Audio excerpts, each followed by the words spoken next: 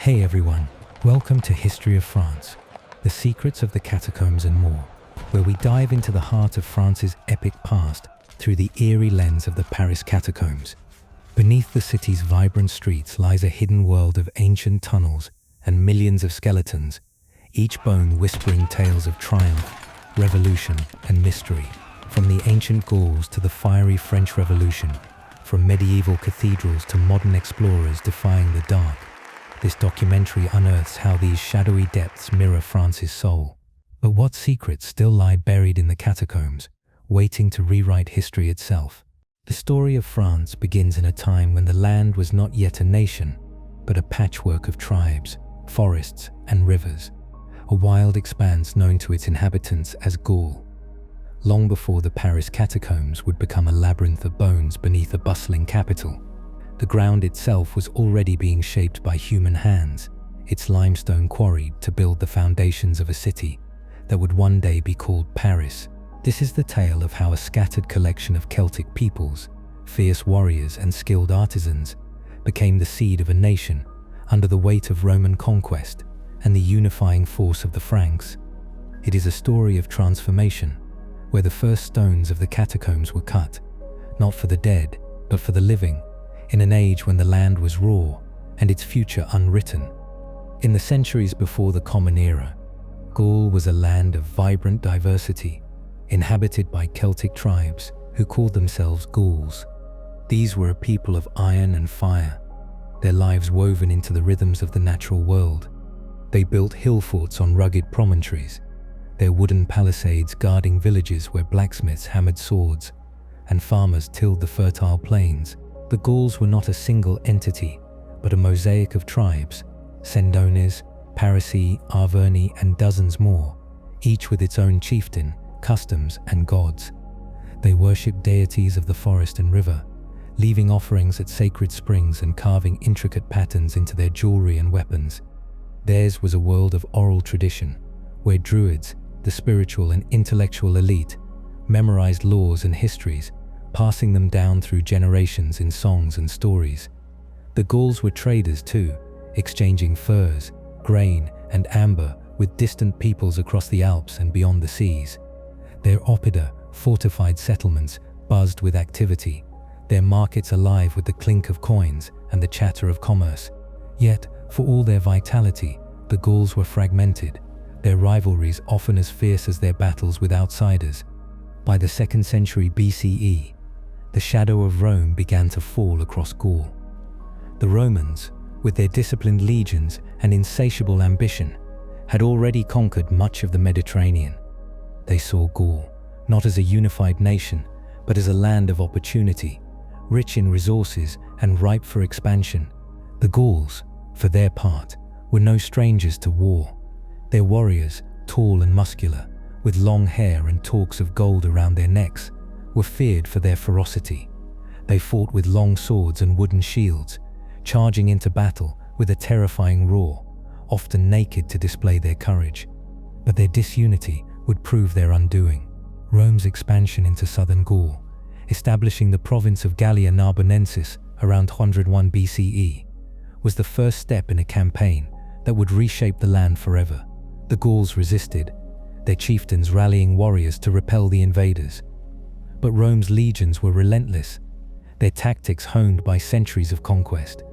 The turning point came with Julius Caesar, a man whose ambition would leave an indelible mark on Gaul and the future of France. In 58 BCE, Caesar, then a rising star in Roman politics, launched the Gallic Wars, a series of campaigns that would stretch over nearly a decade. His Commentari de Bello Gallico, a self-aggrandizing account of his victories, paints a vivid picture of the conflict. Caesar portrayed the Gauls as both noble and barbaric, a people worthy of conquest, yet capable of remarkable resistance. He exploited their divisions, forging alliances with some tribes while crushing others.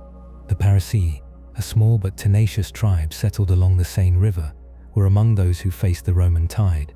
Their settlement, known as Lutetia, was a modest trading hub on an island in the river, its wooden bridges and muddy paths a far cry from the grand city it would become. The Parisii, like their neighbors, fought fiercely, but their efforts were no match for Rome's disciplined war machine. By 52 BCE, the Gauls found a leader who could unite them, Vercingetorix, a young chieftain of the Arverni. Vercingetorix was a figure of almost mythic stature, his name meaning great warrior king. He rallied tribes across Gaul, forging a coalition to drive out the Romans. His strategy was bold: burn villages and crops to starve the invaders, then strike with guerrilla tactics. The Gauls laid siege to Roman forces, their warriors clashing with legionaries in brutal battles. At Alesia, the decisive confrontation, Vercingetorix fortified himself in a hilltop stronghold, hoping to outlast Caesar's army. But Caesar, ever the tactician, built a double ring of fortifications, one to trap Vercingetorix, another to fend off Gallic reinforcements. The siege was a grueling test of endurance, with starvation and desperation gripping both sides. In the end, Vercingetorix surrendered, his surrender immortalized in Roman art as a moment of triumph for Caesar. Gaul was subdued, its tribes brought under Roman rule. Vercingetorix was paraded through Rome in chains before being executed, a stark reminder of Rome's dominance. With conquest came transformation. Gaul became Gallia, a province of the Roman Empire, its landscape reshaped by Roman engineering and ambition. Roads stretched across the land, connecting new cities built on the ruins of Gallic oppida. Aqueducts carried water to bustling urban centers, and amphitheaters rose where Druids once held sway. Lutetia, the Paris' humble settlement, began its slow ascent. The Romans recognized the strategic value of the Seine, its waters a lifeline for trade and defense. They built stone structures, temples, and baths, using limestone quarried from the hills south of the river. These quarries, dug deep into the earth, were the first whispers of what would one day become the Paris Catacombs. The limestone, soft yet durable, was perfect for construction, its creamy hue giving Lutetia's buildings a distinctive glow. Workers toiled in the damp, dark tunnels, carving out stone to build a city that would endure for centuries. The quarries were a practical necessity, their existence barely noted in the annals of the time. Yet they were the foundation, literally and figuratively, of the city that would become Paris. Roman Gaul was a melting pot, its Celtic roots blending with Roman culture. The Gauls adopted Latin, Roman law, and the gods of the pantheon, though they often merged them with their own deities. Temples to Jupiter and Mars stood alongside shrines to Epona, the Celtic horse goddess. The Druids, once the heart of Gallic society, faded as Roman education and administration took hold. The Gauls became Gallo-Romans, their identity a hybrid of conqueror and conquered. Cities like Lugdunum, modern Lyon, and Massilia, Marseille, flourished as centers of trade and governance. Lutetia, though smaller, grew steadily, its island settlement expanding to the left bank of the Seine. The Romans built a forum, a theater, and an arena, their stonework a testament to their engineering prowess. The quarries expanded with the city, their tunnels snaking deeper as demand for limestone grew. These early excavations were utilitarian, their purpose tied to the living city above, not the necropolis they would later become. As the Roman Empire entered its twilight in the 3rd century CE, Gaul faced new challenges. Barbarian invasions from across the Rhine, by tribes like the Alemanni and Franks, tested Rome's defenses. The empire, stretched thin by internal strife and economic decline, struggled to maintain control. Lutetia, now a fortified town, faced raids and unrest. The Seine, once a conduit for trade, became a defensive barrier, its island citadel a refuge for the city's inhabitants. The quarries too took on new roles. Their dark, winding passages offered shelter during invasions, a hidden sanctuary beneath the earth. These early uses foreshadowed the catacombs' later significance as a place of refuge and secrecy, though their transformation was still centuries away. The 4th century brought a new force to Gaul: Christianity. Introduced by missionaries and spread through Roman networks, the faith took root in urban centers. Lutetia gained its first Christian communities, their gatherings often held in secret to avoid persecution. The quarries with their secluded tunnels may have served as meeting places for early Christians, though evidence is scarce. By 313 CE, the Edict of Milan legalized Christianity across the empire, and Gaul's transformation accelerated. Churches rose where pagan temples once stood, and bishops became powerful figures. The story of Saint Denis, Paris's first bishop, became a cornerstone of the city's Christian identity. According to legend, Denis was martyred around 250 CE on the hill that now bears his name, Montmartre. Beheaded by Roman authorities, he supposedly picked up his head and walked, preaching as he went, a miracle that cemented his sainthood. The tale, though likely apocryphal, reflects the growing influence of Christianity in shaping Gaul's spiritual and cultural landscape.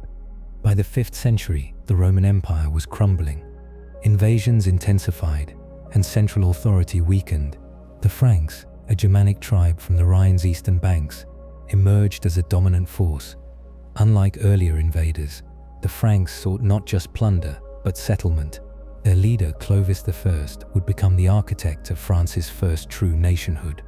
Clovis, born around 466 CE, was a warrior king of remarkable ambition and pragmatism. He united the Frankish tribes, forging a kingdom that stretched across much of modern France. His reign, from 481 to 511 CE, marked a turning point.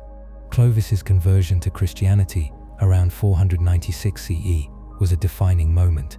Legend holds that he vowed to convert if victorious in battle against the Alemanni at Tolbiac. His victory, whether divine or not, led to his baptism by Bishop Remigius in Reims, an event that resonated across Gaul. Clovis's conversion was not just personal but political, aligning him with the powerful Christian church and the Gallo-Roman population.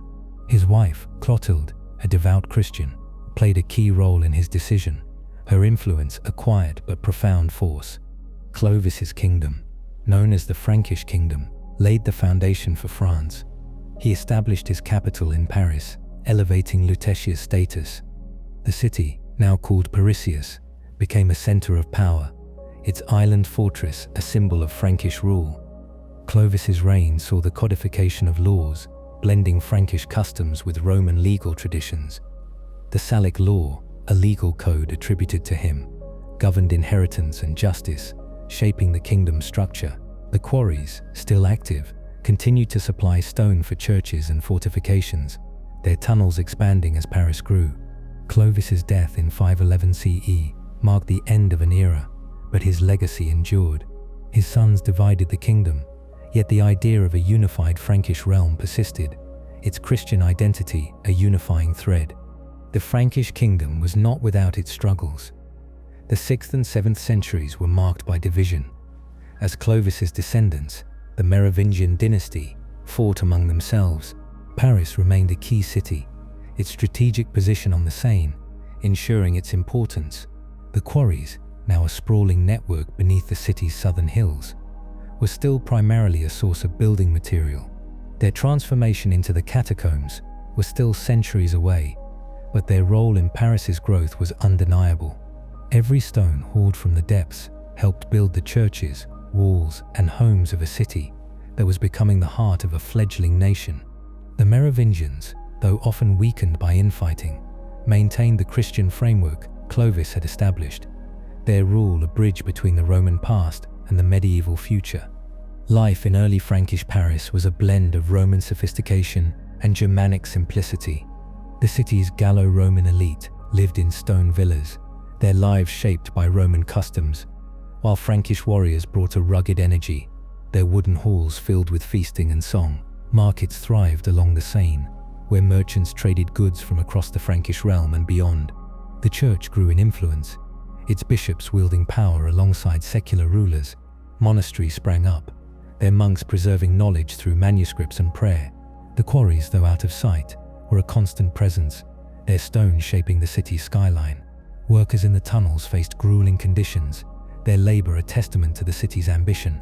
The quarries were not yet a place of the dead, but their vastness hinted at their future role as a repository for Paris's past.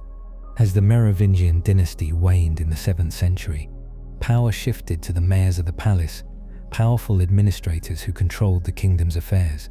Among them was Charles Martel, whose victory at the Battle of Tours in 732 CE halted the advance of Muslim forces from Spain, cementing his reputation as a defender of Christendom. His grandson, Charlemagne, would later elevate the Frankish kingdom to new heights. But that is a story for another chapter. For now, the focus remains on the foundations laid in these early centuries. The Gauls, Romans, and Franks each left their mark on the land, their legacies intertwined in the stones of Paris and the tunnels beneath it. The quarries, though uncelebrated in their time, were a quiet constant through these transformations.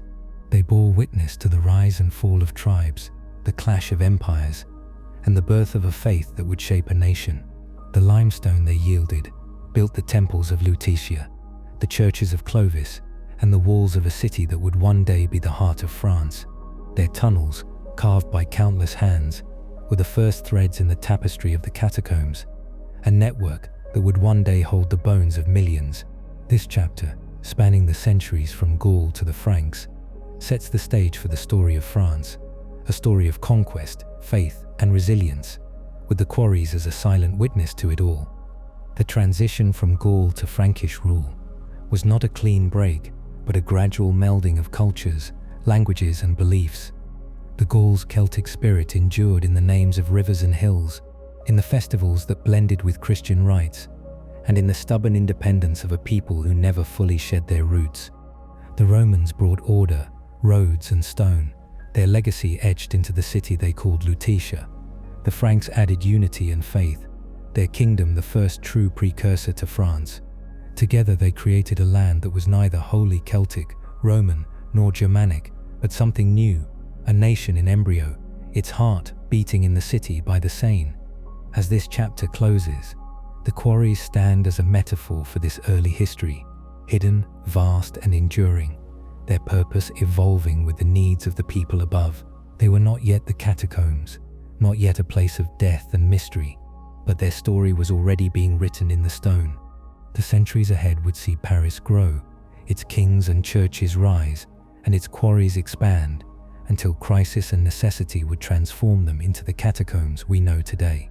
But that is a tale for the chapters to come, where the stones of the past meet the bones of the future, and the history of France unfolds in light and shadow. The dawn of the medieval era in France was a time of shadow and light, a period when the foundations laid by Gauls, Romans, and Franks began to coalesce into a nation that would one day be called France. The limestone quarries beneath Paris, which had supplied stone for the Roman city of Lutetia and the early Frankish churches, continued to expand, their silent tunnels stretching deeper as the city above grew in ambition and grandeur. This is the story of medieval France, from the 9th to the 15th centuries, an age of cathedrals that pierced the heavens, kings who forged a kingdom, and quarries that underpinned it all. It is an era of faith and war, of artistry and hardship, where the seeds of the Paris Catacombs, still centuries from their macabre transformation, were sown in the labor of stonecutters and the dreams of builders. Through the rise of the Capetian dynasty, the clash of the 100 Years' War, and the enduring legacy of Joan of Arc, the quarries remained a constant, their stone shaping the physical and spiritual landscape of a nation finding its identity. The 9th century opened with the Carolingian dynasty, successors to the Merovingians. At the height of their power, Charlemagne, crowned Holy Roman Emperor in 800 CE, had transformed the Frankish kingdom into a sprawling empire, stretching from the Pyrenees to the Elbe. His court at Aachen was a beacon of learning, where scholars preserved ancient texts and monks illuminated manuscripts with intricate designs. Paris, though not the capital, was a vital center, its position on the Seine making it a hub of trade and defense. The quarries south of the city were bustling, their limestone fueling the construction of churches and fortifications. Charlemagne's vision of a Christian empire left a deep mark, but his death in 814 CE ushered in an era of fragmentation. His empire was divided among his grandsons under the Treaty of Verdun in 843, with West Francia, roughly modern France, falling to Charles the Bold. This division marked the birth of a distinct French identity, though it would take centuries to fully coalesce. West Francia faced relentless threats in the 9th and 10th centuries, as Viking raids swept across the land. These Norse warriors, arriving in longships, struck with terrifying speed, plundering monasteries and villages along the Seine. Paris, with its strategic island citadel, became a focal point of resistance, In 8045, the Viking chieftain Ragnar Lothbrok, later mythologized in sagas, led a fleet of 120 ships up the Seine, sacking Paris until Charles the Bald paid a hefty ransom, known as the Danegeld, to drive them off. The city's defenses were strengthened, with stone from the quarries used to build walls and towers. The quarries themselves, hidden beneath the earth, offered refuge during raids, their labyrinthine tunnels a sanctuary for those fleeing the Norse axes. These early uses of the quarries as hideouts foreshadowed their later role in times of crisis, though their primary purpose remained the extraction of stone for a growing city. The Viking threat persisted, but a pivotal moment came in 911, when the Frankish king Charles the Simple granted land at the mouth of the Seine to the Viking leader Rollo. This territory, known as Normandy, became a buffer against further raids, and the Norsemen, or Normans, gradually adopted Frankish customs and Christianity. The creation of Normandy would have profound consequences, shaping France's medieval history and its conflicts with England centuries later. Meanwhile, Paris grew as a center of power. The quarries, now a sprawling network beneath the city's southern hills, supplied stone for new churches, such as the early iterations of Saint-Denis, where Frankish kings were buried. The labor in the quarries was grueling, with workers descending into damp, candle-lit tunnels to carve out limestone blocks. These stones, hauled to the surface, were the building blocks of a city that was beginning to see itself as the heart of a kingdom. By the late 10th century, the Carolingian dynasty was faltering, weakened by internal strife and external pressures. In 987, Hugh Capet, a nobleman with ties to the powerful Robertian family, was elected king, founding the Capetian dynasty that would rule France for centuries. Hugh's coronation in Noyon marked a turning point. Though his power was initially limited, the Capetians controlled little beyond the Ile-de-France, the region around Paris, while powerful dukes and counts held sway elsewhere. Yet Hugh and his successors were patient, using marriage, diplomacy, and occasional force to expand their influence. Paris, as their seat, grew in stature, its churches and markets bustling with activity. The quarries played a vital role, their stone used to fortify the city and build new religious houses. The Capetians' reign coincided with a surge in religious fervor, as the church became a central force in medieval life. The 11th century saw the rise of Romanesque architecture, characterized by thick walls, rounded arches, and sturdy columns. Churches like the Abbey of Saint-Germain-des-Prés in Paris, built with quarry stone, reflected this style, their solidity a testament to the era's need for security. The quarries expanded to meet demand, their tunnels growing more complex as workers followed veins of limestone deeper into the earth. These excavations were dangerous, with cave-ins and flooding a constant threat, yet the stone was essential to the city's growth. The quarries were not yet a place of the dead, but their vastness and isolation hinted at their future role. Meanwhile, the church's influence grew, with monasteries and bishoprics shaping the spiritual and economic life of the kingdom.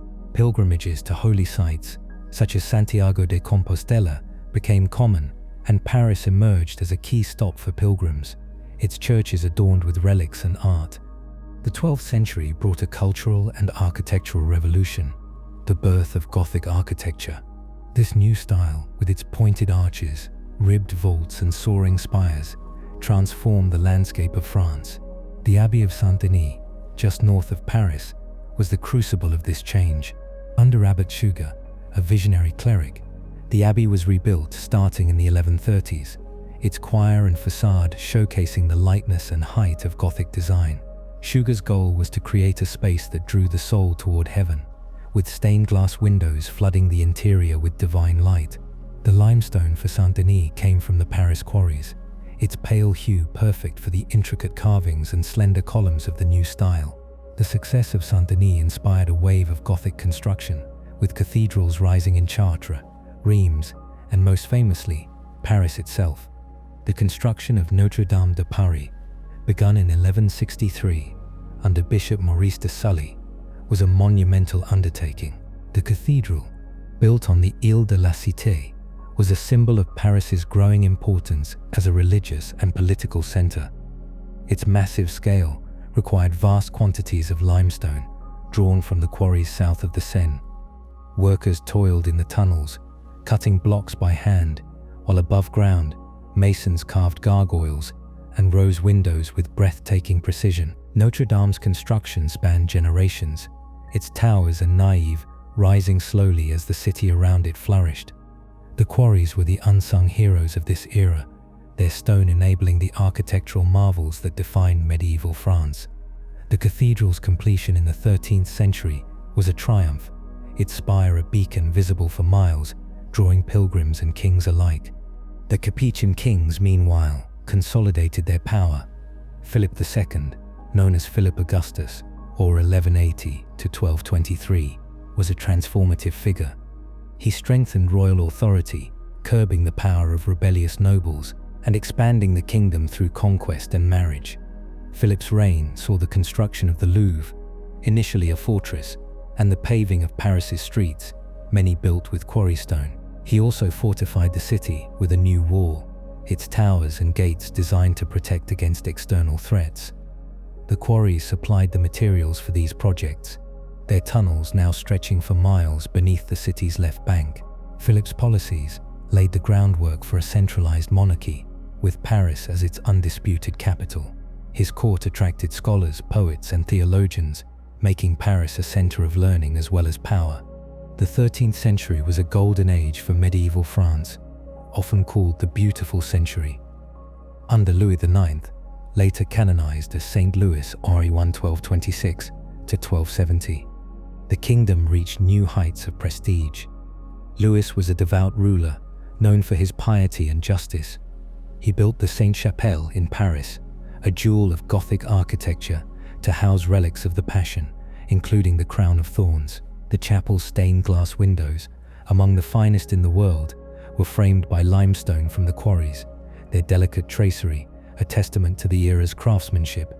Louis also led 2 crusades, though both ended in failure, and his reign saw the growth of the University of Paris, a hub of theological and philosophical debate.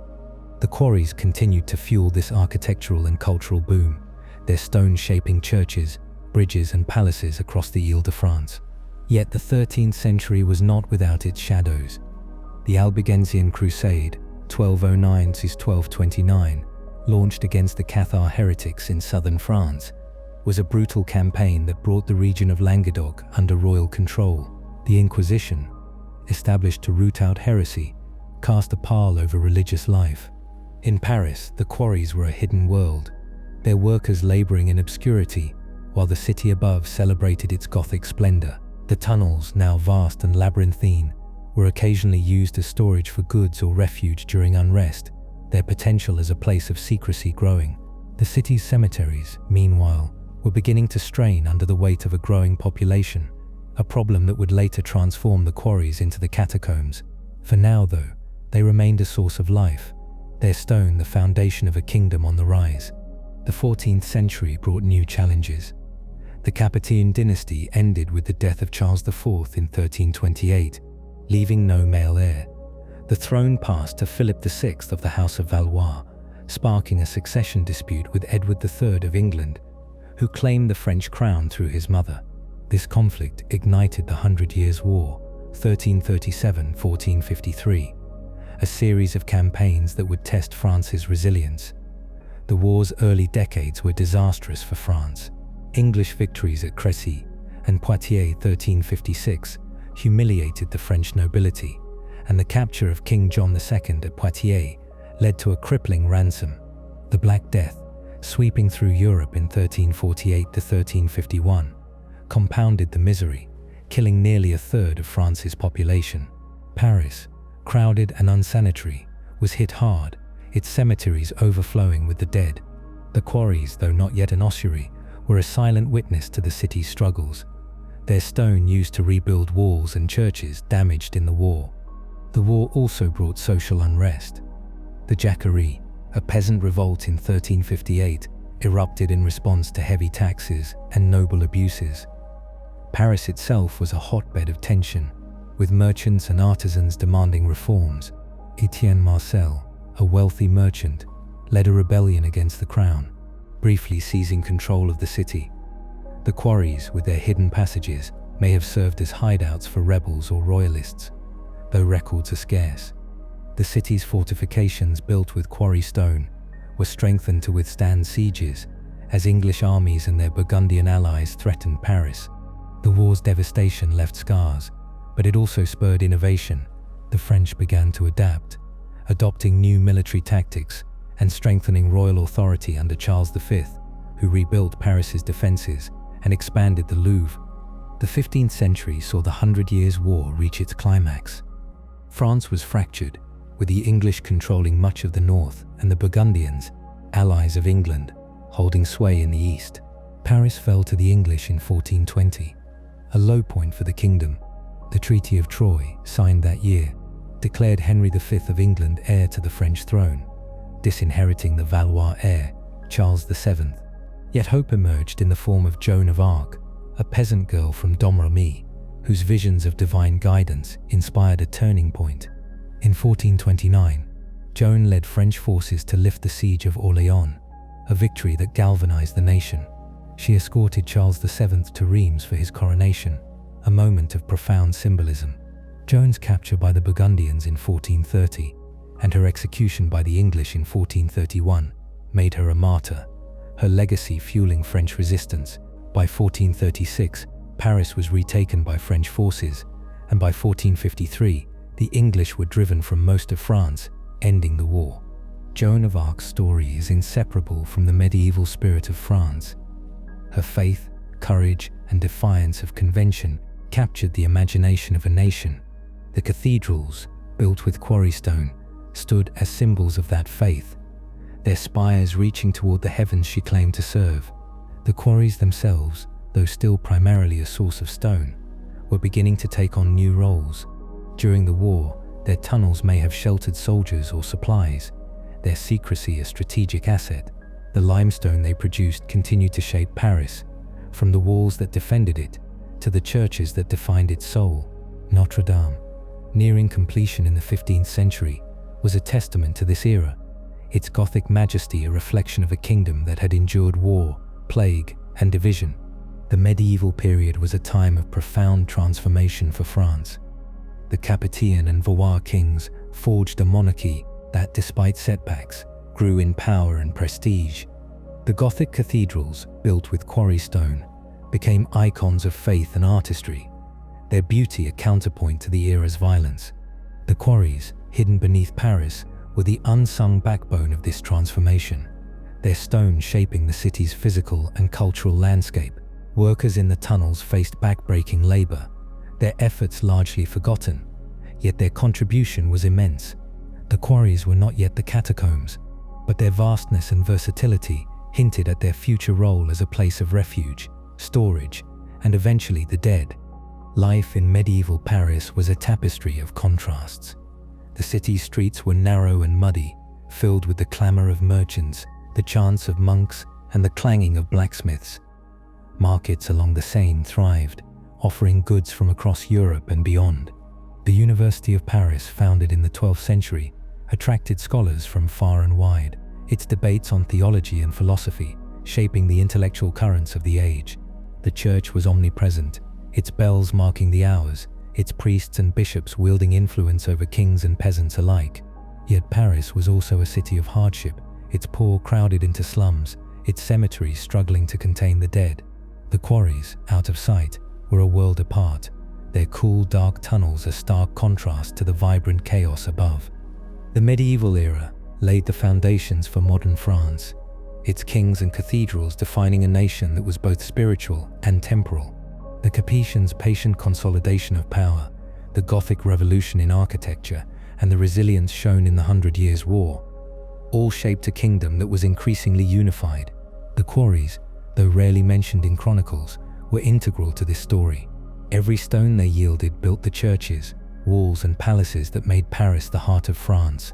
Their tunnels, now a sprawling maze, were a hidden resource, their potential growing with each passing century.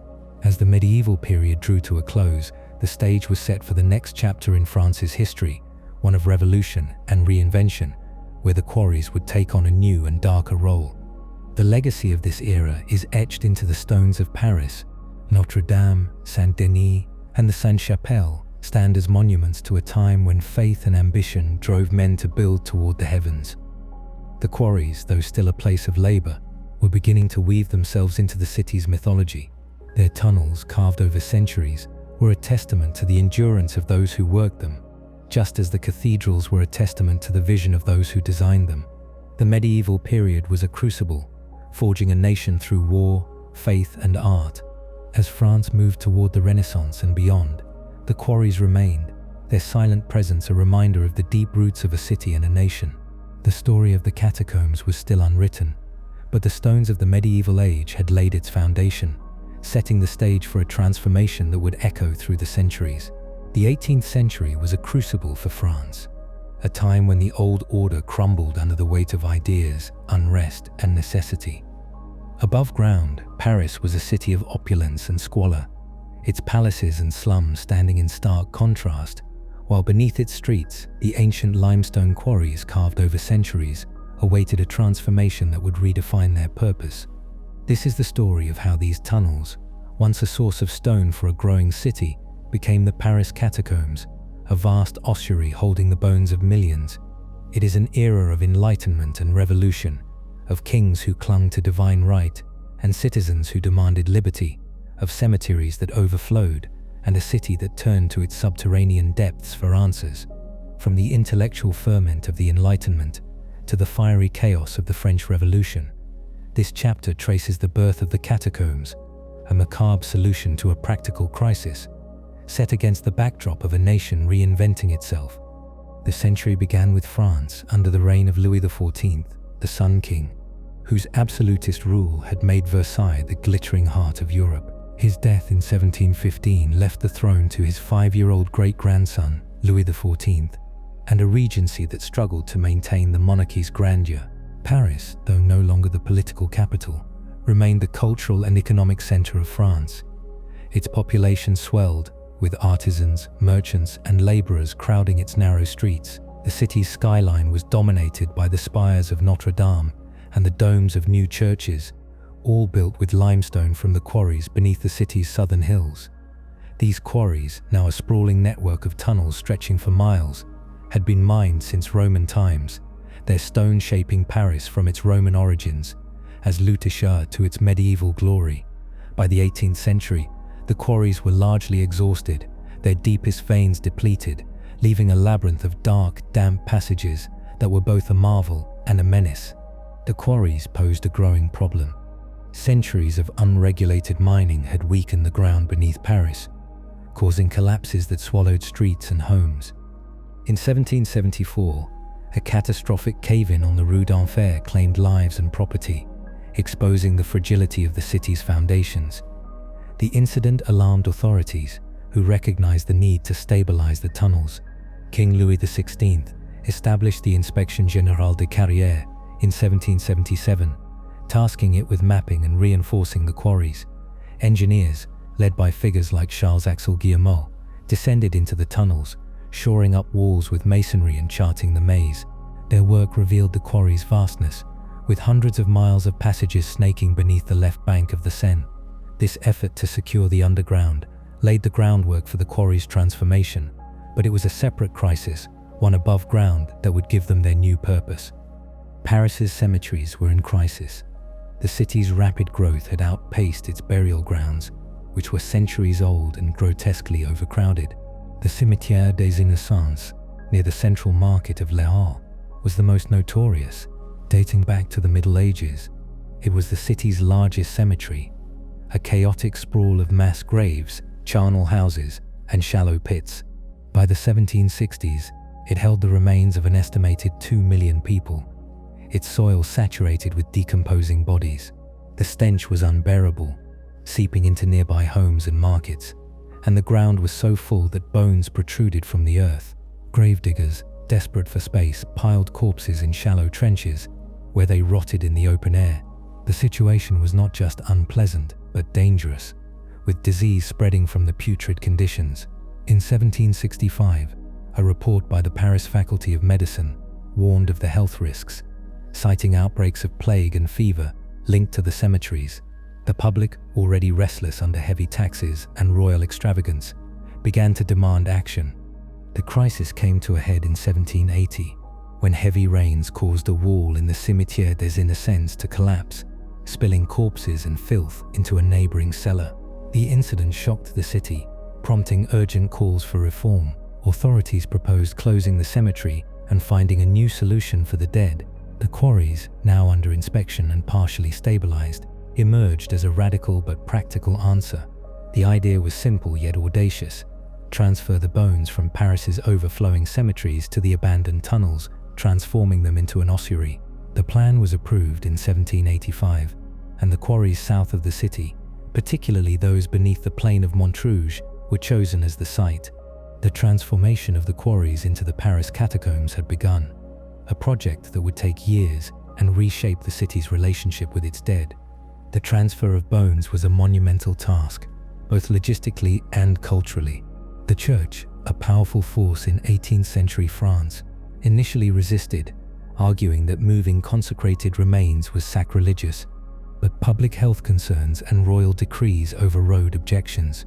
Starting in 1786, workers began the grim work of exhuming bodies from the Cimetière des Innocents and other cemeteries. The process was methodical but macabre. At night, to avoid public outcry, carts draped in black cloth carried bones through the streets, accompanied by priests chanting prayers to sanctify the transfer. The bones, often reduced to skeletons after centuries in the ground, were dumped into the quarries through shafts, where workers sorted and stacked them. The tunnels, once silent and empty, became a necropolis, their walls lined with skulls and femurs arranged in eerie patterns. The catacombs, as they came to be called, were not just a solution, but a symbol of a city confronting its mortality.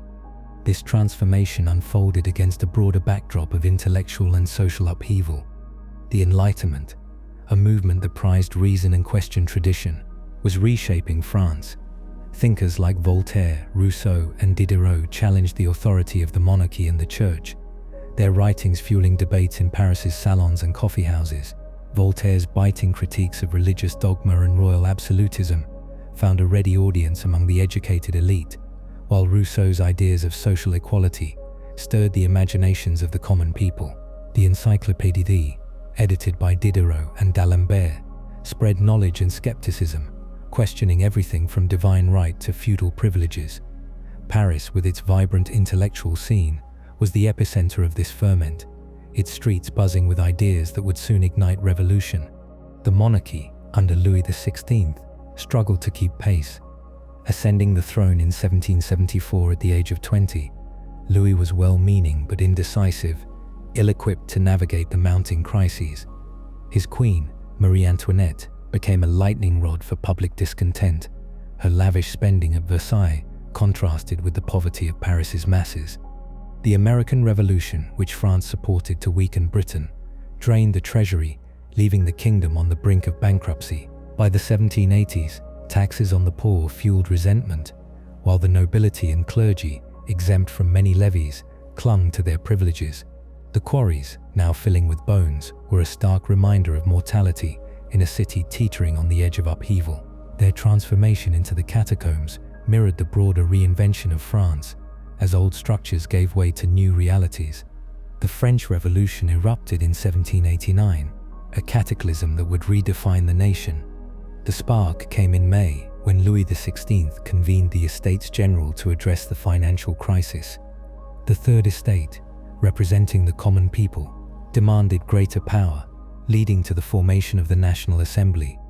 On July 14, 1789, a mob stormed the Bastille, a fortress and symbol of royal tyranny, marking the revolution's first major act.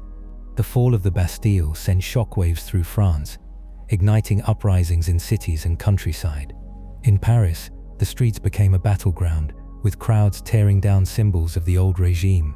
The catacombs, still in their early years as an ossuary, were a quiet counterpoint to the chaos above, their tunnels filling with the bones of a city that was shedding its past. The revolution's early years were marked by hope and violence. The Declaration of the Rights of Man and of the Citizen, adopted in August 1789, proclaimed liberty, equality, and fraternity, ideals that inspired a generation. But the path to reform was fraught. The monarchy's resistance led to its downfall, with Louis XVI and Marie Antoinette confined to the Tuileries Palace in Paris. The catacombs, meanwhile, continued to absorb the city's dead. By 1790, the Cimetière des Innocents was fully evacuated, its bones stacked in the tunnels alongside those from other cemeteries, such as Saint-Étienne-des-Grès and La Madeleine. The work was relentless, with laborers toiling in the damp, candlelit passages, arranging bones in patterns that gave the catacombs an eerie beauty. Inscriptions, carved into the walls, marked the origins of the remains, a nod to the history they represented. As the revolution radicalized, the catacombs took on new significance. The monarchy was abolished in 1792, and Louis XVI was guillotined in January 1793, followed by Marie Antoinette in October. The Reign of Terror, led by figures like Robespierre, Danton, and Saint-Just, swept through France, with the guillotine claiming thousands of lives. Paris became a city of fear, its citizens caught between revolutionary fervor and paranoia. The catacombs, though not yet a public sight, were a silent witness to this violence. Some speculate that the tunnels served as hiding places for royalists or rebels, though evidence is scarce. Their secrecy and vastness made them a potential refuge, a role they would play more explicitly in later centuries. For now, they were primarily an ossuary, their walls a testament to the city's long history of death.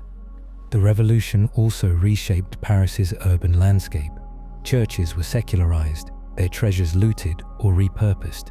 Notre Dame, built with quarry stone centuries earlier, was converted into a temple of reason, its Christian symbols defaced.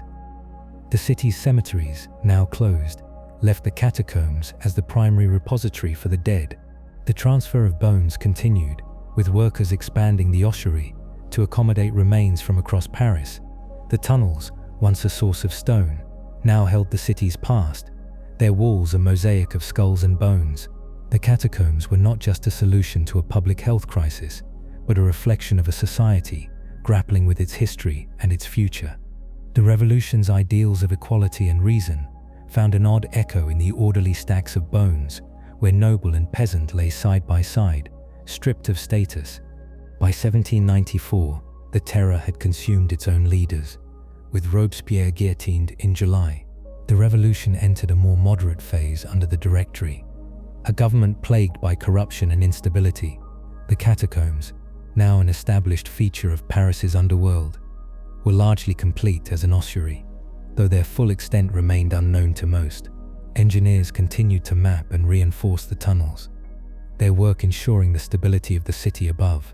The catacombs were not yet a tourist attraction, but their existence was known, and whispers of their eerie beauty began to spread. The revolution's upheavals had transformed France, abolishing feudalism, weakening the church, and creating a republic, however fragile. The catacombs, born of necessity, stood as a monument to this turbulent era, their bones a silent chorus to the birth of a new France. The century closed with the rise of Napoleon Bonaparte, a Corsican general whose ambition would reshape Europe. In 1799, Napoleon staged a coup, establishing the consulate and later declaring himself emperor in 1804. His reign brought stability, but also new challenges, as France embarked on a series of wars that would test its strength.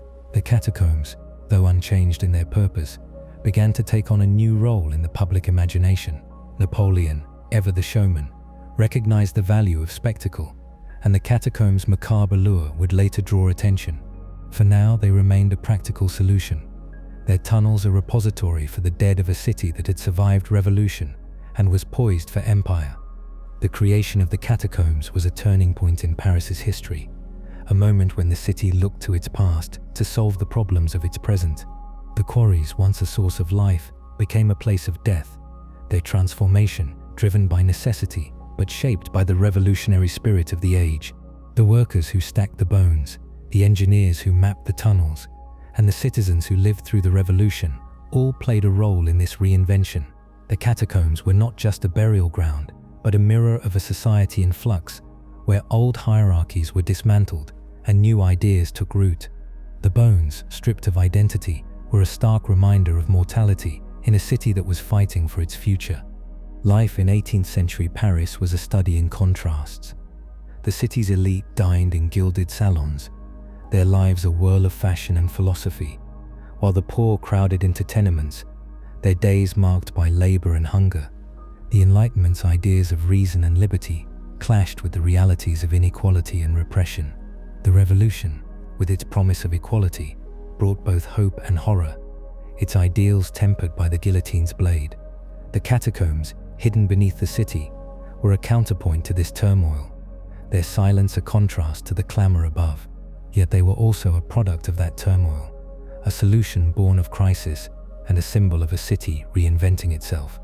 The legacy of this era is etched into the bones of the catacombs. They are a testament to a time when France faced its mortality, both literal and figurative, and emerged transformed. The Revolution dismantled the old order, paving the way for a modern nation, while the catacombs solved a practical problem, turning the quarries into a monument to the dead. The tunnels, once a source of stone for churches and palaces, now held the remains of generations, their walls a record of Paris's history. As the 18th century gave way to the 19th, the catacombs would take on new meanings, their eerie beauty drawing adventurers and artists. But that is a story for the next chapter, where the catacombs become a cultural symbol, and France continues its journey through empire and beyond. The birth of the catacombs was a moment of reinvention, not just for the quarries, but for France itself. The Revolution's ideals, liberty, equality, fraternity, echoed in the orderly stacks of bones, where all were equal in death. The catacombs were a solution to a crisis, but they were also a reflection of a nation grappling with its past and its future. As France moved forward, the catacombs remained, their silent tunnels a reminder of the sacrifices and struggles that shaped a nation. The story of the catacombs is the story of France, a tale of reinvention in the face of chaos, where the bones of the past found a home beneath the city of light. The 19th century was a time of grandeur and transformation for France, an era when the nation oscillated between empire and republic, its identity forged in the fires of war, art, and innovation.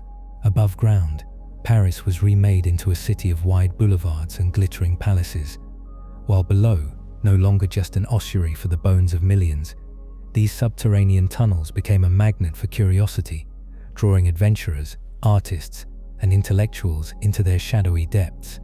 This is the story of how the catacombs, once a practical solution to a public health crisis, became a symbol of France's fascination with its past, its mortality, and its reinvention. Set against the backdrop of Napoleon's empire, the Restoration, and the Second Empire's urban renewal, this chapter explores the catacombs' growing mystique, their role in literature and art, and their place in a nation navigating the currents of enlightenment and empire. The century opened with Napoleon Bonaparte at the helm, a figure whose ambition would redefine France and Europe. After his coup of 18 Brumaire in 1799, Napoleon established the consulate, consolidating power in a France weary of revolutionary chaos. By 1804, he crowned himself emperor, a move that blended revolutionary ideals with monarchical grandeur. Paris, under Napoleon, was a city of spectacle, its streets alive with military parades and civic projects. The catacombs, hidden beneath the city, were a quiet counterpoint to this surface splendor. Their creation in the 1780s had solved the crisis of overflowing cemeteries, with bones from the Cimetière des Innocents and other burial grounds stacked in the former limestone quarries. By 1800, the transfer of remains was largely complete, and the catacombs stretched beneath the left bank of the Seine, a vast necropolis of skulls and femurs arranged in eerie patterns. Yet their story was far from over. Napoleon's reign brought stability and ambition, but also war. His campaigns across Europe, the victories at Austerlitz in 1805 and Jena Auerstedt in 1806, elevated France to unprecedented heights. Paris became the capital of an empire, its architecture reflecting this new status. Napoleon commissioned grand monuments like the Arc de Triomphe and the Madeleine, built with stone from the same quarries that had become the catacombs. These projects, though, relied on newer quarries outside Paris, as the catacombs tunnels were no longer mined but preserved as an ossuary. The Inspection Générale des Carrières, established in 1777, continued to maintain the tunnels, reinforcing walls to prevent collapses. Engineers like Charles-Axel Guillaumeau had mapped the labyrinth, ensuring its stability, but the catacombs were beginning to attract attention beyond their practical purpose. The early 19th century saw the catacombs emerge as a site of fascination. Napoleon, a master of propaganda, understood the power of symbols. While he did not open the catacombs to the public, his era's emphasis on spectacle and history laid the groundwork for their cultural significance. In 1809, the catacombs were briefly opened for select visitors, including members of the imperial court and foreign dignitaries. These early tours, guided by candlelight, were exclusive, their macabre allure reserved for the elite. Visitors descended narrow staircases into the cool, damp tunnels, marveling at walls of neatly stacked bones, some arranged in crosses or hearts. Inscriptions, carved by workers, marked the origins of the remains, tying the catacombs to Paris's medieval and revolutionary past. These visits were not just morbid curiosity, but a reflection of a society grappling with its history, where the bones of the dead told stories of faith, war, and upheaval. The fall of Napoleon in 1815, after his defeat at Waterloo, marked a turning point. The Bourbon monarchy was restored under Louis XVIII, a period known as the Restoration. France, exhausted by decades of war, sought stability, but tensions simmered between royalists and liberals who clung to revolutionary ideals. Paris remained a cultural hub, its salons buzzing with debates over art, politics, and philosophy. The catacombs, though not yet a public attraction, began to draw adventurers and eccentrics. Secret tours, often unauthorized, became a thrill for the daring, who slipped into the tunnels through hidden entrances. These early cataphiles, as they would later be called, were a mix of thrill-seekers and scholars, drawn by the catacombs' mystery. Some left graffiti or carvings, adding to the tunnel's lore, while others sought inspiration in their eerie silence.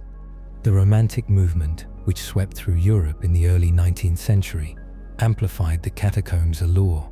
Romanticism celebrated emotion, nature, and the sublime, often finding beauty in the macabre. Writers like Victor Hugo, whose novel Les Misérables 1862 would later capture Paris's underbelly, saw the catacombs as a symbol of the city's hidden depths. Poets and artists, inspired by the Gothic novels of Anne Radcliffe and the dark imagery of Byron, visited the catacombs to contemplate mortality. The tunnels, with their endless rows of skulls, became a canvas for existential reflection, their darkness a contrast to the Enlightenment's faith in reason. Paintings and sketches of the catacombs began to appear, their skeletal walls rendered in shadowy hues, capturing the imagination of a generation. The Restoration was a fragile period, marked by political unrest.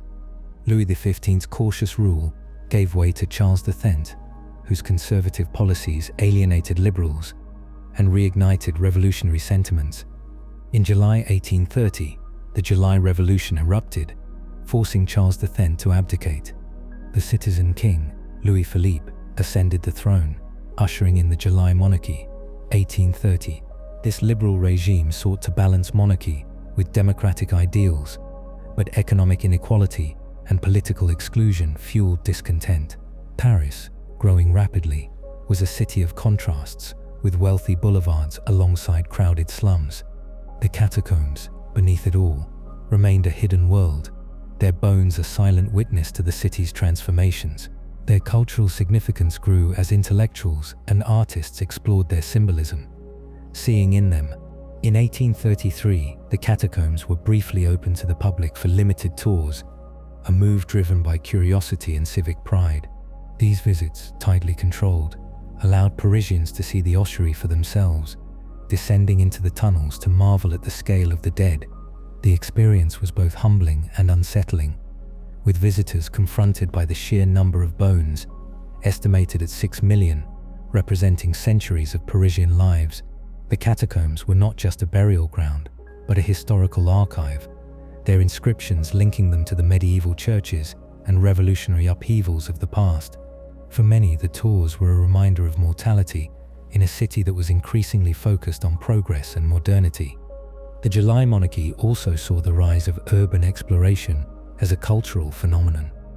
The catacombs, with their forbidden allure, became a destination for secret societies and bohemian artists. Groups like the Freemasons and early archaeologists ventured into the tunnels, some seeking esoteric knowledge, others documenting the bones and inscriptions. These explorations were risky, as the catacombs were unmapped in many areas, with cave-ins and flooding a constant threat. Yet the danger only added to their mystique, making them a rite of passage for those who sought to uncover Paris's hidden history. The catacombs' walls, once bare, began to accumulate carvings and graffiti, from poetic musings to crude sketches, a testament to their growing role as a cultural space. The 1848 revolution ended the July monarchy, bringing Louis Philippe's reign to a close. The Second Republic was established, but it was short-lived, as Louis Napoleon Bonaparte, Napoleon's nephew, seized power in a coup in 1851, declaring himself Emperor Napoleon III. The Second Empire, 1852-1870, was a time of unprecedented transformation for Paris.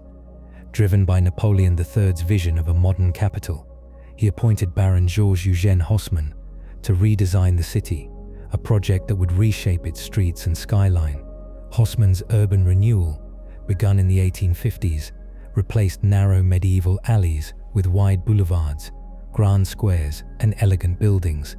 The limestone for these projects came from new quarries, as the catacombs' tunnels were no longer mined. Yet the catacombs remained a vital part of Paris's identity, their bones a reminder of the city's ancient roots beneath its modern facade. Haussmann's renovations were not without controversy.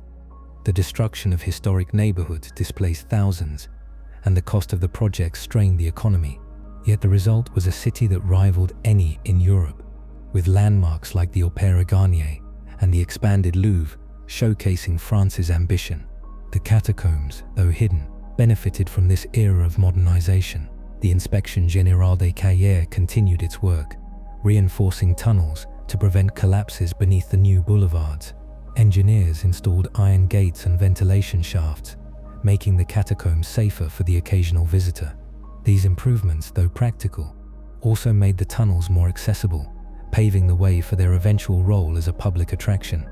The catacombs' cultural significance grew alongside Paris's transformation. Writers like Charles Baudelaire, whose poetry captured the city's beauty and decay, found inspiration in the catacombs' macabre allure. In his collection Les Fleurs du Mal, 1857, Baudelaire explored themes of death and transience, themes that resonated with the catacombs' silent walls. Artists, too, were drawn to the tunnels, creating engravings and paintings that depicted their skeletal beauty. The catacombs became a staple of Parisian lore, their image appearing in guidebooks and travelogues for foreign visitors. For the French, they were a point of pride, a unique feature that set Paris apart from other capitals. The tunnel's mystique was enhanced by stories of lost explorers and secret rituals, blending fact and fiction into a potent myth. The Second Empire was also a time of scientific and archaeological interest in the catacombs. Geologists and historians studied the tunnels, documenting their geological and historical significance. The bones, representing centuries of Parisian dead, offered insights into the city's past, from medieval plagues to revolutionary massacres. Some researchers speculated about the identities of the skeletons, though most were anonymous, their names lost to time. The catacombs' inscriptions, carved by workers during the bone transfers, provided clues linking remains to specific cemeteries or eras. These studies added to the catacombs' reputation as a historical treasure, a place where the past was preserved in bone and stone. The Franco-Prussian War of 1870-71 brought the Second Empire to a dramatic end. France's defeat led to Napoleon III's abdication and the establishment of the Third Republic. The war's aftermath saw the Paris Commune, a radical socialist uprising that briefly seized control of the city in 1871. The Commune was brutally suppressed, with thousands killed in street fighting and executions. The catacombs, though not directly involved, were rumored to have served as hideouts for communards fleeing government forces. These stories, whether true or apocryphal, added to the tunnel's revolutionary mystique, tying them to France's history of rebellion and resistance. The Third Republic, established in 1871, marked a new chapter for France. The nation embraced modernity, with advances in industry, science, and culture. Paris became a global capital of art, hosting the Impressionist painters and the Universal Expositions of 1889, and in 1874, they were officially opened to the public on a limited basis, with guided tours offered through a designated section known as the Denfert Rochereau ossuary. Visitors descended a spiral staircase into the tunnels, walking a mile-long path lined with bones. The experience was both educational and thrilling, offering a glimpse into Paris's past and a meditation on mortality. The catacombs' official opening marked their transition from a hidden necessity to a public monument, a status they would hold into the modern era. The catacombs' appeal was not limited to tourists. They continued to attract artists, writers, and adventurers who saw in them a reflection of France's complex history. The tunnels inspired works like Gaston Leroux's The Phantom of the Opera, which, while set in the opera house, drew on the catacombs' subterranean mystique. Photographers, a new breed of artist in the 19th century, ventured into the tunnels, capturing haunting images of skulls and bones illuminated by gaslight. These photographs, published in magazines and exhibited at salons, brought the catacombs to a wider audience, cementing their place in the cultural imagination. The tunnels also became a backdrop for secret gatherings, from clandestine political meetings to esoteric rituals, their secrecy adding to their allure. Life in 19th century Paris was a blend of innovation and nostalgia. The city's boulevards, lined with cafes and theaters, buzzed with energy, while its museums and libraries preserved the past. The catacombs, hidden beneath this vibrant surface, were a bridge between these worlds, a place where history and modernity met. They were a reminder of the city's medieval roots, its revolutionary upheavals, and its enduring fascination with death. For Parisians, the catacombs were both familiar and foreign, a part of their city, yet apart from it. Visitors, from foreign travelers to local artists, saw in them a microcosm of France's journey, from the bones of the past to the ambitions of the present. The catacombs' transformation into a cultural symbol was a product of their time. The 19th century, with its emphasis on history, art, and exploration, gave the tunnels new meaning. They were no longer just a solution to a crisis, but a space for reflection, creativity, and adventure. The bones, once a grim necessity, became a canvas for philosophical and artistic expression, their anonymity a universal truth. The catacombs' walls, inscribed with the names of lost cemeteries and forgotten souls, told a story of a nation that had endured war, revolution, and reinvention. As France moved toward the 20th century, the catacombs stood as a testament to its resilience, their silent tunnels a mirror of a nation's soul. The legacy of this era is written in the catacombs' bones and stones. They are a monument to a century that saw France rise and fall, from Napoleon's empire to Haussmann's modern city. The catacombs, born of necessity, became a symbol of France's fascination with its past, their darkness a counterpoint to the city of light above. As the 19th century closed, the catacombs were poised to take on new roles, from wartime refuges to modern tourist attractions. Their story, like France's, is one of transformation, where the past is never truly buried but reshaped for the future. The next chapter will explore how the catacombs endured through the trials of the 20th century, becoming a global icon and a testament to France's enduring legacy. The 20th century and early 21st century mark a period of profound change for France, a nation that weathered the storms of global wars, political reinvention, and cultural evolution, all while maintaining its place as a beacon of art, ideas, and resilience. Beneath the streets of Paris, the catacombs, once quarries turned ossuary, continued to evolve, their silent tunnels of bones reflecting the nation's triumphs and struggles. No longer just a repository for the dead or a curiosity for 19th century adventurers, the catacombs became a multifaceted symbol, a wartime refuge, a cultural icon, a tourist attraction, and a forbidden playground for urban explorers. This chapter traces the catacombs' journey through modern France, from their role in the resistance during World War II to their status as a global phenomenon set against the backdrop of a nation navigating the challenges of modernity. It is a story of preservation and rebellion, of history preserved in bone and stone, and of a city whose hidden depths mirror its visible splendor. The century began with France at the height of its cultural influence, its capital a magnet for artists, writers, and thinkers. Paris, the city of light, was a hub of innovation, with the Belle Époque, 1871 to 1914, showcasing its vibrancy through the Universal Expositions of 1889 and 1900, which gave the world the Eiffel Tower and the Grand Palais. The catacombs, by contrast, remained a shadowy counterpoint, their tunnels largely closed to the public, except for limited tours through the Denfert Rochereau ossuary, established in 18. These tours, managed by the Inspection Générale des Carrières, allowed visitors to walk a mile-long path, lined with neatly stacked skulls and femurs, their inscriptions evoking Paris's medieval and revolutionary past. The catacombs were a niche attraction, drawing those intrigued by history or the macabre, but their full extent, hundreds of miles of unmapped tunnels, remained a mystery, known only to engineers and a handful of adventurers. The early 20th century saw France grappling with internal and external challenges.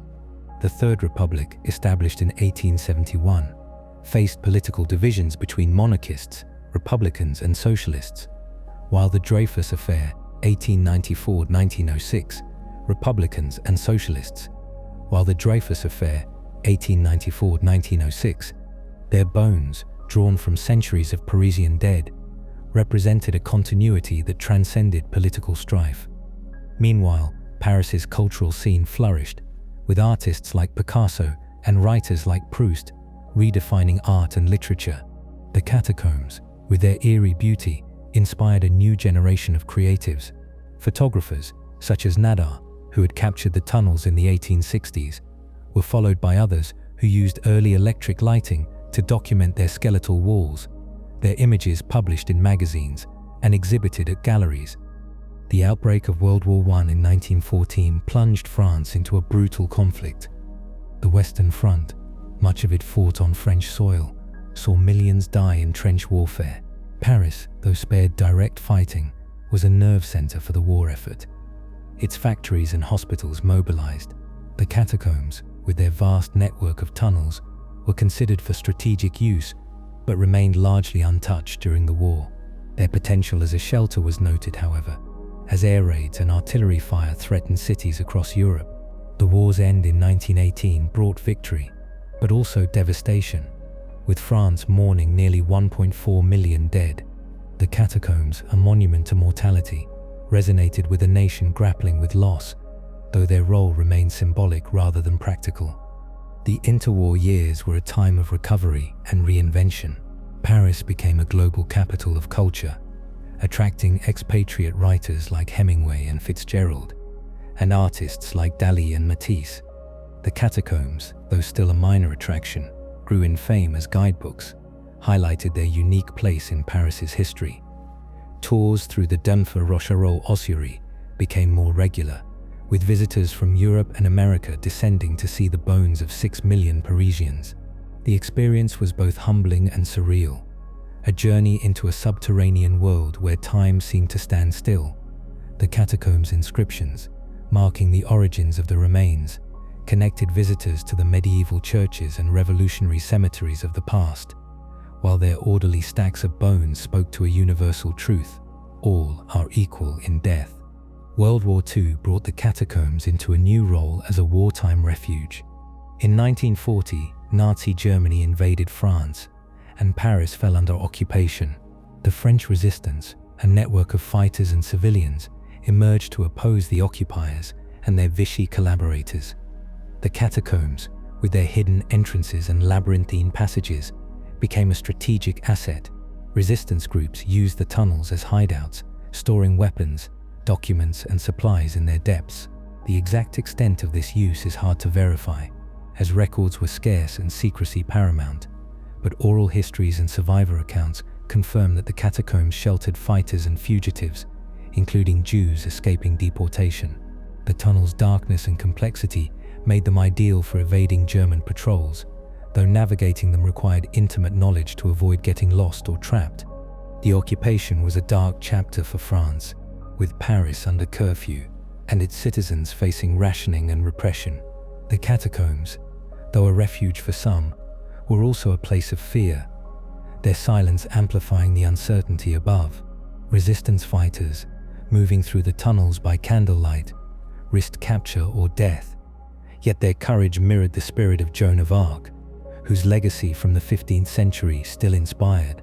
The liberation of Paris in August 1944, led by Free French forces under Charles de Gaulle, was a moment of triumph, with street battles and barricades reclaiming the city. The catacombs, though not a battlefield, played a quiet role, their tunnels a testament to the resilience of those who fought in the shadows. Post-war France embarked on a journey of reconstruction and reinvention. The Fourth Republic, established in 1946, faced economic challenges and colonial conflicts, including wars in Indochina and Algeria. Paris, however, remained a cultural beacon, its cafes and galleries alive with existentialist philosophy and avant-garde art. The catacombs, now firmly entrenched as a tourist attraction, saw growing interest. The Denfert Rochereau ossuary, renamed the Catacombs Museum in the 1950s, offered guided tours that drew thousands annually. Visitors descended 130 steps into the tunnels, walking a carefully curated path lined with bones and inscriptions. The museum's guides, trained by the Inspection Générale des Carrières, provided historical context, explaining how the catacombs were created in the 1780s to solve the crisis of overflowing cemeteries. The experience was both educational and haunting, a reminder of Paris's layered history. The catacombs' cultural significance grew in the post-war era, fueled by their depiction in film, literature, and art. Movies like Les Miserables adaptations and thrillers, set in Paris, often reference the catacombs, their dark tunnels a perfect backdrop for drama. Writers like Jean-Paul Sartre and Albert Camus, though focused on existential themes, found in the catacombs a metaphor for the human condition. Their bones a reminder of life's fragility. Photographers and filmmakers continued to document the tunnels, their images capturing the stark beauty of skulls illuminated by electric lights. The catacombs also inspired urban legends, with stories of lost explorers and ghostly apparitions adding to their mystique. These tales, though often exaggerated, reflected the tunnel's hold on the public imagination. The 1960s and 1970s saw the rise of a new phenomenon, the cataphiles, urban explorers who ventured into the catacombs' unauthorized sections. These modern adventurers, often young Parisians, entered the tunnels through secret entrances, defying the authorities who patrolled the official ossuary. The cataphiles were a diverse group: artists, historians, thrill seekers, who saw the catacombs as a playground and a canvas. They left behind murals, sculptures, and graffiti, transforming parts of the tunnels into an underground art gallery. Some organized secret parties, with music and lights echoing through the passages, while others mapped uncharted sections, creating illicit guides to the labyrinth. The cataphiles' activities, though illegal, added a new layer to the catacombs' story, turning them into a space of rebellion and creativity. The French authorities, concerned about safety and preservation, cracked down on cataphile activity, but the movement persisted. The Inspection Générale des Carrières, responsible for maintaining the tunnels, faced a constant challenge in securing the vast network. Collapses, flooding, and vandalism threatened the catacombs' stability, while the sheer number of bones, estimated at 6 to 7 million, required careful management. The Catacombs Museum, however, thrived, drawing visitors from around the world. By the 1980s, the museum was a must-see attraction. Its tours often sold out. Visitors marveled at the sheer scale of the ossuary, with walls of bones stretching into the darkness, and the inscriptions that told the story of Paris's past, from the medieval Cimetière des Innocents to the revolutionary guillotines. The late 20th century saw France navigate new challenges. The Fifth Republic, established in 1958 under Charles de Gaulle, brought stability but also protests, notably the student uprisings of May 1968, which shook Paris with strikes and demonstrations. The catacombs, though not directly involved, were a symbol of the city's enduring spirit. Their tunnels a reminder of its ability to adapt and survive. France's post-war economic boom, known as the Trente Glorieuses, transformed Paris into a modern metropolis, with skyscrapers and metro lines reshaping its skyline. Yet the catacombs remained a link to the past, their bones a testament to the city's history of resilience. The catacombs' global fame grew in the digital age. The internet, emerging in the 1990s, spread images and stories of the tunnels, attracting a new generation of visitors and explorers. Documentaries such as Cities of the Underworld, 2007, and films like As Above, So Below, 2014, brought the catacombs to a worldwide audience, blending fact and fiction to create a sense of mystery. Social media platforms, particularly in the 2010s, amplified this fascination, with cataphiles sharing photos of their illicit adventures and historians posting about the tunnel's history. The catacombs became a pop culture phenomenon, their image appearing on t-shirts, postcards, and even video games, cementing their status as a global icon. The early 21st century brought new challenges for the catacombs' preservation. The tunnels, now over 2 centuries old as an ossuary, face threats from urban development and natural decay. Construction projects above ground risk destabilizing the tunnels, while water infiltration and humidity damage the bones and masonry. The Inspection Générale des Carrières, now a modern agency, used advanced technology, such as 3D mapping and laser scanning, to monitor the tunnel's condition. Restorations begun in the 2000s reinforced weak sections and cleaned the ossuary, ensuring its longevity. Yet the cataphiles remained a persistent issue, their unauthorized entries leading to vandalism and safety concerns. Police patrols, known as the catacombs, were established to curb illegal activity, but the catacombs' vastness made enforcement difficult. The Catacombs Museum, meanwhile, continued to thrive, drawing over 500,000 visitors annually by 2025. The tour, now a polished experience, includes audio guides and interactive displays, explaining the catacombs' history from their Roman quarry origins to their revolutionary transformation. Visitors walk through a carefully curated section, marveling at the bones and inscriptions, while the rest of the network remains off-limits. The museum's success reflects the catacombs' enduring appeal, a blend of history, mystery, and the macabre. For Parisians, the catacombs are a point of pride, a unique feature that sets their city apart. For visitors, they are a journey into the past, a reminder of the fragility and resilience of human life. France in the 21st century is a nation of contrasts, blending tradition with modernity. Paris remains a global capital of culture, its museums and monuments drawing millions, yet it faces challenges: economic inequality, immigration debates, and the impacts of climate change. The catacombs, hidden beneath the city, are a constant, their bones a reminder of the centuries of struggle and triumph that shaped France. They are a space where history is tangible, where the past speaks through silent skulls and weathered inscriptions. The Catacombs story is France's story, a tale of adaptation and survival, of a nation that has faced wars, revolutions, and reinventions, yet remains a beacon of light and shadow. The catacombs' modern role is multifaceted. They are a museum, preserving Paris's history for future generations. They are a cultural symbol, inspiring artists and writers with their haunting beauty. They are a forbidden frontier, drawing cataphiles who defy authority to explore their depths. And they are a testament to France's resilience, their bones a reminder of the millions who lived and died in the city above. As France moves forward, the catacombs remain a link to its past, their tunnels a mirror of a nation's soul. They are a place where history and modernity converge, where the dead speak to the living, and where the hidden depths of Paris reveal the enduring spirit of France.